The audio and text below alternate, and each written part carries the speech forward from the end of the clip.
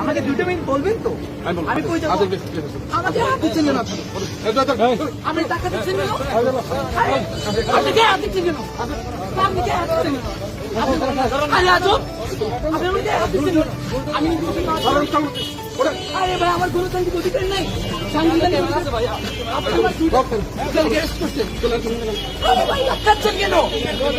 আপনি ধাক্কাচ্ছেন কেন? আরে আজব, আপনি চুল করে নিচ্ছেন নাকি? আপনি লবল কাজ করছেন, আপনি আইনের বিরোধী কাজ করছেন।